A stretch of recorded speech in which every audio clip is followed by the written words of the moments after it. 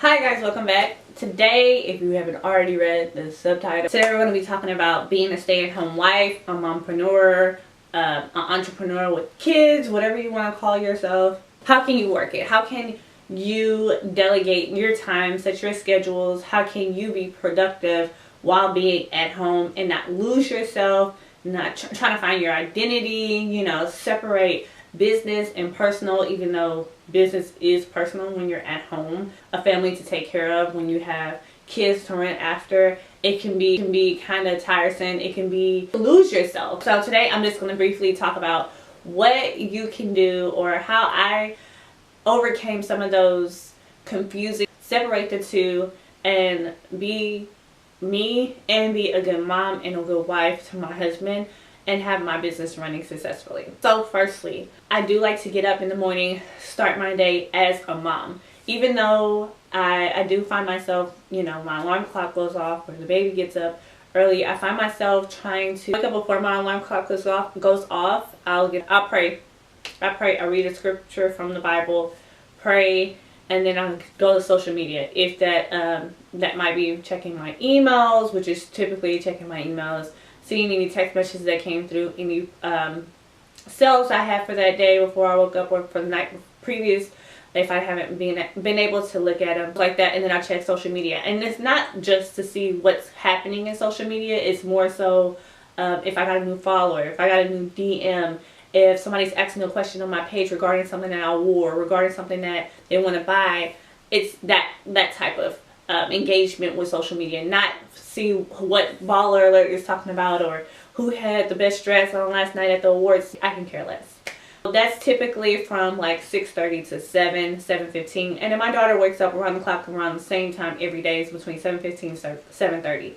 Then I'm like, okay, mommy mode. I get up out of bed. I don't make up my bed as soon as I go to her. I tend to her. In that 7:30, 8:30 time difference, I am engaging in my child. I try to put my phone away. Usually I don't get no phone calls that early in the morning. I am studying her, seeing, she learns something new. She learns new words, how she's engaging with me, because that's an important factor to see her milestones, where she's going. And also teaching her. I'm reading to her that morning. I'm also putting away different toys that I felt like she's outgrown. Her development is better in a sense.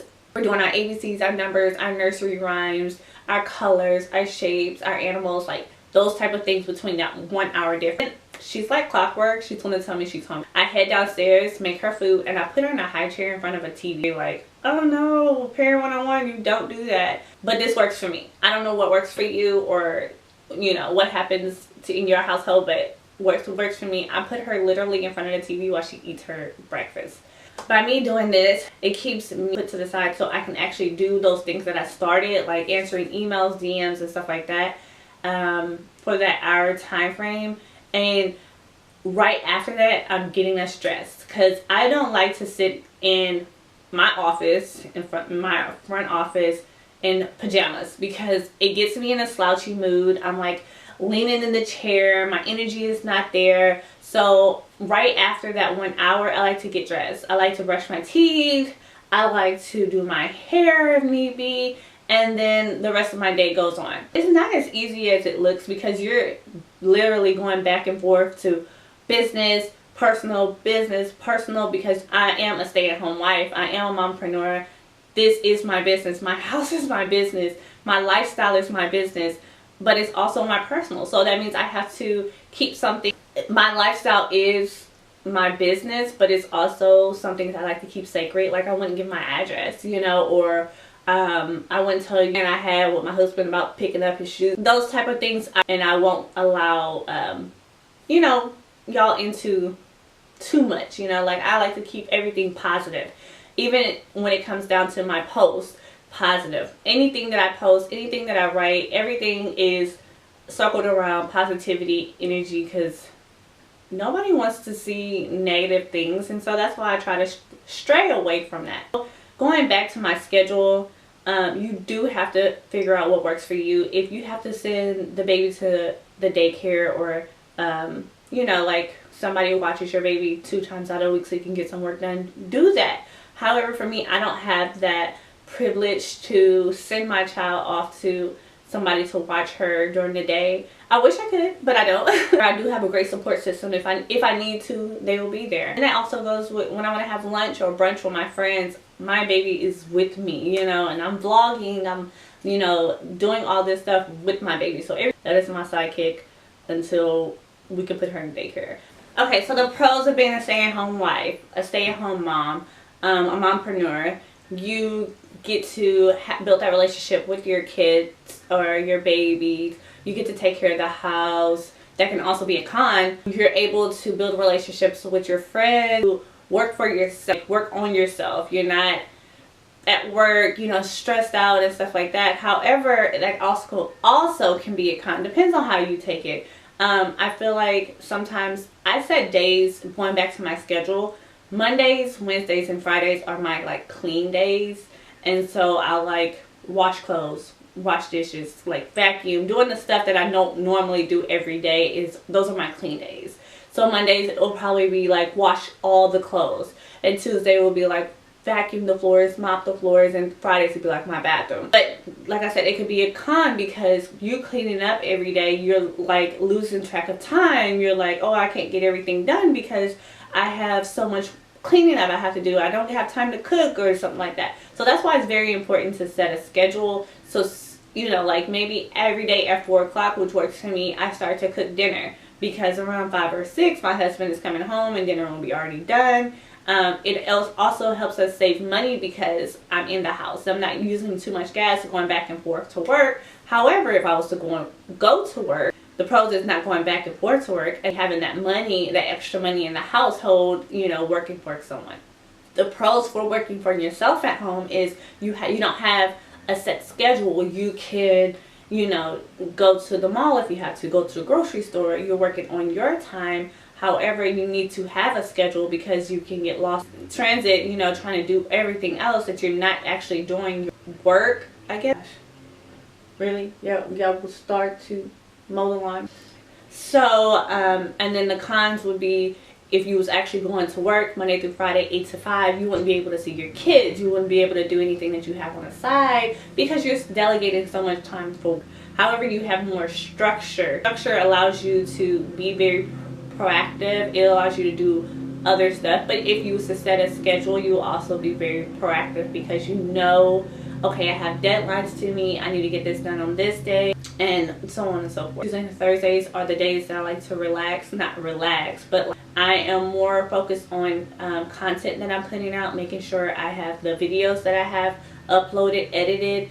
That also goes into, you know, what I'm going to wear, my lookbooks, my looks that I'm going to have for the week.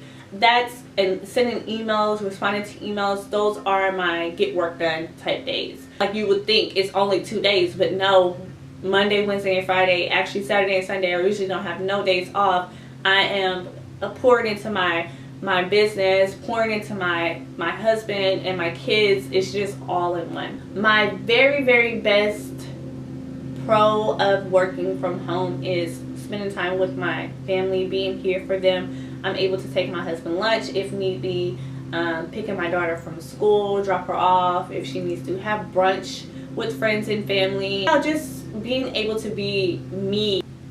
It does, however, have a strain when you're not seeing that steady income come in as though you were clocking in or from a, you know, a 9 to 5 or whatever. But that's something that you will have to, you know, figure it out. And your daughter right at your hip and your every beck and need because they need something from you. Like, mommy, mommy, mommy, you hear that all day and it's like, oh no, you know, like I can't get anything done if I'm running behind you, chasing you. And it's very hard, don't get me wrong. Being a stay-at-home mom is very hard because you always have that extra body there. But if you're just a stay-at-home mom, meaning you don't have anything on the side, you don't have any hobbies or anything, find a hobby. Find something that you can pour into, that you can make, you know, some extra money from, because you just don't want to be a wife at the end of the day. You know, like you'll lose yourself just being a mom and a wife. Your husband and your kids, you need something to live for, more than just family. Because those kids grow up and then your husband might leave, God forbid he leaves, but something might happen and you're just like, I need some me time, you know, like I need this time to find out what I like and what I like to do. And that's when the hobbies comes in, or that's when you set up a business, and your kids are your biggest inspiration. So I would highly suggest you looking into, you know, finding something that you're passionate about and putting that to use. For me, I do like to set aside all these things. I have my hands in a lot of different buckets. However, they're all related to one thing, me. Hair, fashion, makeup, beauty, vlogs, like lifestyle, that's all me. That's all me. My kids, me. My business is me. And everybody can't be a stay-at-home wife. Even if you're out there just working a 9 to 5 and it's just you and your kids or you and your husband, just find something to relate it back to you so that you're able to grow as a person and not being so complacent, not being so stuck, growing as a person. So if this was very helpful to you or very beneficial, please give me a thumbs up. Don't forget to click the little button where the ringer is so you get these notifications every time I post, because I post very frequently. And let's get these likes and these views up. Hope y'all enjoyed this. Talk to you later. Bye.